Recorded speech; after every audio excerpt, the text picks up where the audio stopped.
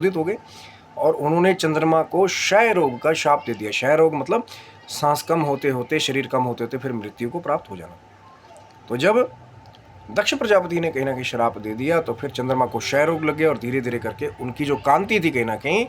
वो धीरे धीरे कम होने लगी। तो सभी देवताओं में और ऋषि मुनियों में, क्योंकि कहीं ना कहीं सूर्य और चंद्र का एक बैलेंस है सृष्टि का, तो जब वो थोड़ा थोड़ा बिगड़ने लगा तो सारे देवता चिंतित हो गए। तो इंद्रदेव और विशिष्ट आदि मुनि जो है कहते हैं कि ब्रह्मदेव की शरण में गए। तो ब्रह्मदेव ने उनको ये कहा कि भैया अब श्राप मिल गया, इसको तो कोई मिट नहीं सकता, लेकिन एक उपाय है कि वो उपाय यदि आप कर लें तो हो सकता है कि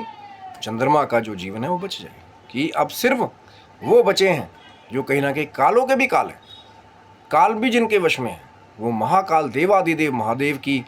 आप प्रभास क्षेत्र में जाकर के, यानी कि जो आज जहाँ पे सोमनाथ शिवलिंग बना हुआ है वो प्रभास क्षेत्र के नाम से जाना जाता है,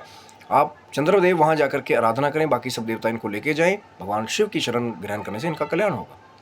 तो कहते हैं कि चंद्रदेव जो है वो उसी प्रभास क्षेत्र में गए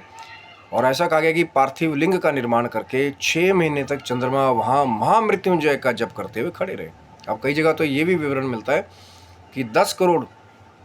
महामृत्युंजय मंत्र के कहीं ना कहीं पुनश्चरण जो है उन्होंने पूरा कर लिया था। उसके बाद कहते हैं कि जिस क्षेत्र में चंद्रमा खड़े होकर आराधना कर रहे थे तो वहीं प्रकट हो गए देवादिदेव महादेव शंकर, कपूर के समान गोरे, त्रिनेत्र धारण करने वाले और हाथ में डमरू टंक लिए और सफेद वृषभ नंदी के ऊपर सवार होकर के भगवान शंकर वहां प्रकट हो गए कि मांगिए चंद्रदेव, आप क्या मांगते हैं। तो चंद्रदेव ने कहा कि महाराज आप तो सब कुछ जानते हैं कि मेरा ये जो क्षय रोग है कहीं ना कहीं, प्रभु आप इस क्षय रोग का निवारण कीजिए, और मुझे मृत्यु का श्राप भी मिला। तो फिर कहीं ना कहीं भगवान शंकर ने कहा कि आपने मेरी आराधना की है, दक्ष प्रजापति का यदि मैं पूरा ही श्राप मेट दूंगा, वापस मोड़ दूंगा, तो फिर लोक में कुल मर्यादा या प्रजापतियों की बात की या ऋषियों मुनियों के श्राप की कोई भी मान सम्मान नहीं करेगा। इसीलिए मैं पूरा आपका श्राप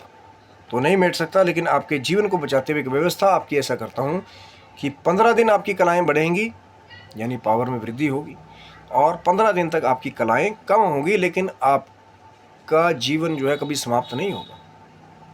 आपकी मृत्यु नहीं होगी, कलाएं जरूर कम ज़्यादा होंगी। कि 15 दिन तक होते होते जो कृष्ण पक्ष के जो अमावस्या के 15 दिन होंगे आपकी कलाएं जो है वो कम होंगी,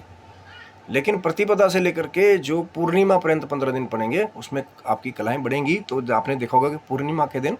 चंद्रमा की कला लाइट सबसे ज़्यादा होती है।